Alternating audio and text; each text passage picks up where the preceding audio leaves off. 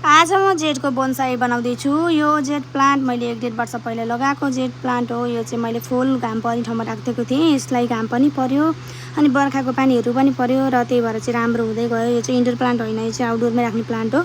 यसको चाहिँ तल्लोपट्टि एकदम पालहरू धेरै रहेछ र मैले दुईपट्टि दुईवटा प्लास्टिक राखिदिएँ अनि यति धेरै जराहरू भइसकेको रहेछ यसको है। यसलाई रुट बाउन्डिङ भन्छ है, तर रुट बाउन्डिङ मनपर्छ यो जेड प्लान्टलाई चाहिँ। अब चाहिँ मैले यसलाई माथिबाट माटो हालेर बनाउँदैछु। यसको आधा जरा चाहिँ मैले काटेर फालिदिएँ। मैले जुन पनि प्लान्ट रिपोर्टिङ गर्छु यसरी नै जराहरूलाई चाहिँ मैले हाफ कट गरेर फालिदिन्छु। अब चाहिँ मैले यसलाई बिच भागमा राखेर मिलाउँदैछु, किनभने अब बोनसाई भनेपछि अब बिच भागमा चुटुक्क परेको एउटा सानो ट्रीको लुक दिनु पऱ्यो नि यसलाई। त्यही भएर यसको फैलिएर बसेको यो हाँगाहरू लामो लामो भएका हाँगाहरू पनि अब मैले काट्दैछु है। यसलाई चाहिँ कटिङ गरिराख्नुपर्छ कि यसलाई चाहिँ बोनसाईको लुक दिनको लागि, ट्रीको लुक दिनको लागि चाहिँ यसरी लामो लामो भएको हाँगाहरू चाहिँ काटिरहनुपर्छ। अनि काटे पनि मैले होइन, यसरी हल्का पानी दिएँ। अब यसलाई चाहिँ मैले घाम पर्ने ठाउँमा नै राखिदिन्छु, फुल घाम पर्ने ठाउँमा। र अघि काटेको त्यो सानो कटिङहरूलाई पनि मैले फेरि लगाएँ होइन। यो चाहिँ मजाले सर्छ, सानो कटिङबाट पनि जेड प्लान्ट चाहिँ सर्छ।